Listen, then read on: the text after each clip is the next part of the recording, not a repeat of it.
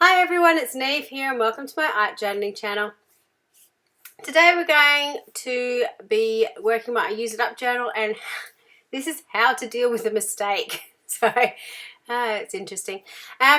This page started out as a bit of a celebration page because I finally finished my bubblegum pink, and you can see how thick and gluggy it has got. It took a bit of work to actually spread it out around the page. So it just got to that stage in the pot that I just needed to use it up. So I spread it all over my Dilutions journal. I had enough to put it into my little Use It Up journal as well, just to make sure. So I've got a background ready to go for another day. It took a little bit longer to dry. Now usually the Dilutions paint dries pretty quickly, because it is a little bit thicker. You can sort of see there when the shine's going off, it's just taking that little bit longer to dry, but it does mean I've got a really thick application of acrylic paint down the background, which I knew I could do some stenciling over the top and some ghosting over the top just to add a little bit of interest to it. So I had all sorts of plans for this page, and I knew I wanted to do some sort of magazine collage on it. But I'd also been watching a Inky Quill video that she'd done some sort of collage and some stenciling in the background, and then she put a stencil of black over the background and sort of faded it off, so you got this really bright colour on one side and you had the darker on the other side, which I really loved the look of. So that's what I wanted to have a play of in this journal page.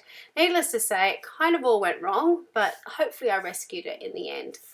So I'm just starting off gluing down some of the Dina Wakley collage prints in the background just to add some sort of interest onto the page.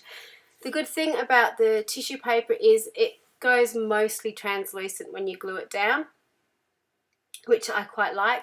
I've got a new love for these tissue papers. I adore the collage faces, as you probably know if you've been following this channel for a while, but I've never really used the printed collage papers all that much, and now I've used them all up because I've really fallen in love with them and I need to get some more. So I just find they're a great way sort of to add a splash of black onto your background that you can then paint over, and you've got some interest in the background really easily. I got a little bit heavy-handed with this page because I was having fun doing it, so I glued sort of everything down. Possibly I should have been a little bit more restrained, but you know, it's my page and I go nuts as I do on this channel.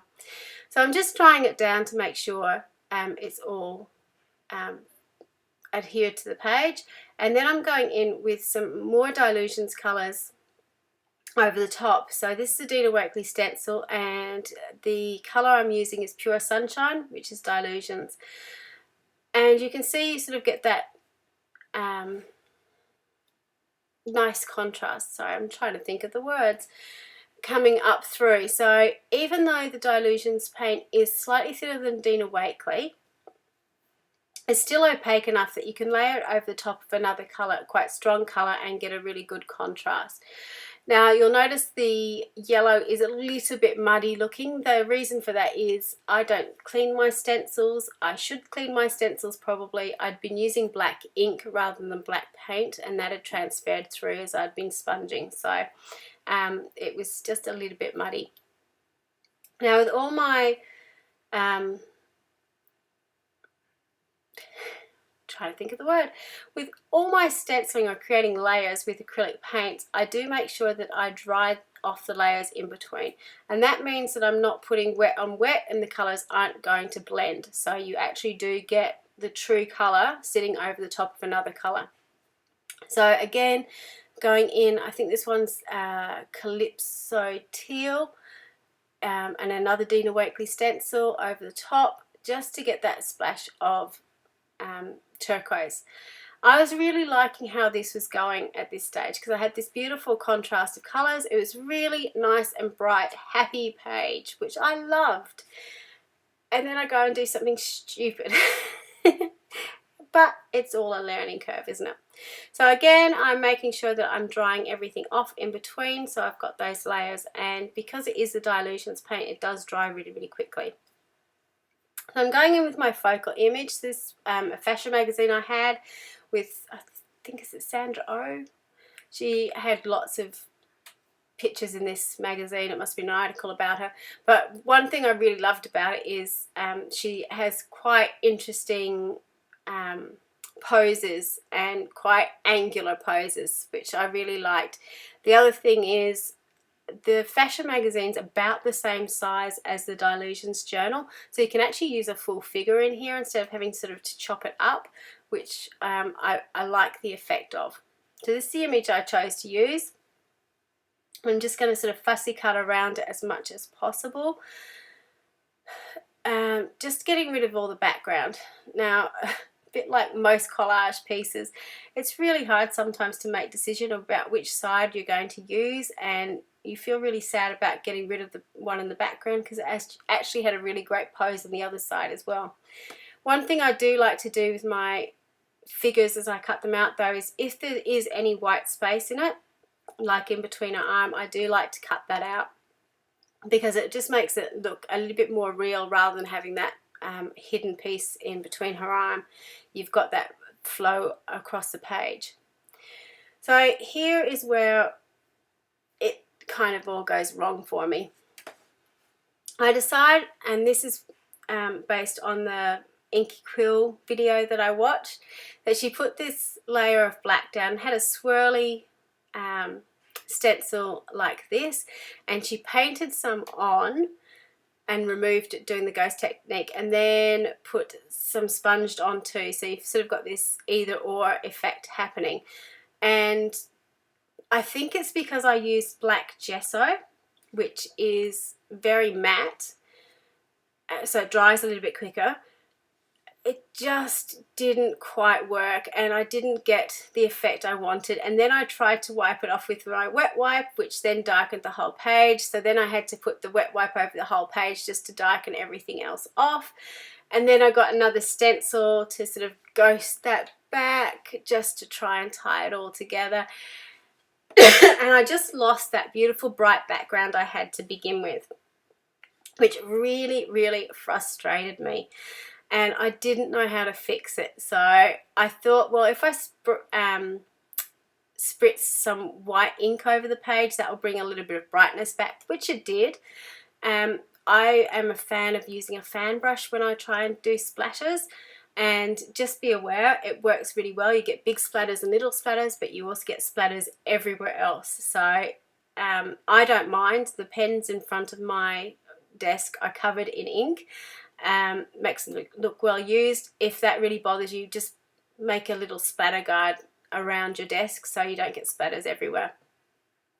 So once the acrylic ink had dried, I glued down my magazine image onto the page, and I decided I wanted to again just try and tie it all in together and bring some brightness back to the page. So I'm using my Posca paint pens in similar colours to the ones used in the background, so I'm going to use the pinks and the teals to sort of redraw in her clothes, make her clothes look a little bit funky. Now, it's a bit hard with the light and the magazine glare, but the image itself is all black and white, black, white and grey tones. So I'm just going over and drawing around the seams of her trousers and adding in a few lines, putting in some striped top, just to make it look, I suppose, more hand-drawn and quirky. The other thing that I'm doing is I'm adding in some washi tape. This is the Jane Davenport Eyes, Mouth, Nose washi tape. I have found recently with doing magazine collages, it's sometimes really, while it's all about playing with proportion, that sometimes it's really hard to find the right sized eyes and mouth and nose. So the washi tape works really well because it's actually 3 sizes in that, and they work pretty well for most magazines. So if you ever get stuck, it's a good fallback. So after being really, really frustrated with my background, I came up with this quote. I was looking through Pinterest about quotes about mistakes, and I really like this one. Not all storms, now I've put the paper over, I can't read it. basically come to disrupt you. Sometimes they bring change. And I'm doing what I usually do with my quotes, is write it out to begin with, and I wanted to have the not all storms being quite large and then have the smaller text underneath. Usually when I do write quotes, I write them all in uppercase letters. This one I actually changed, and I quite like the change in between them. I'm just going in with my Posca paint pen to widen up some of the strokes and fill up the gaps, see where I can add little swoops and so on onto my letters, just to make them look a little bit more interesting. I also found by putting the white over the writing the quote in white brought a little bit more brightness back to the page again, just like doing the splatters of white in the background. So it was trying to redeem it from getting it really, really dark by putting that black on. Now, those people who are on Inky Quills, I think it was on her Patreon site, it could have been on her YouTube channel. I have not done this justice. She did an amazing job with her page and it looked beautiful, which is why I wanted to try and replicate it. So this is my disaster version that hopefully I have redeemed in some way, shape or form.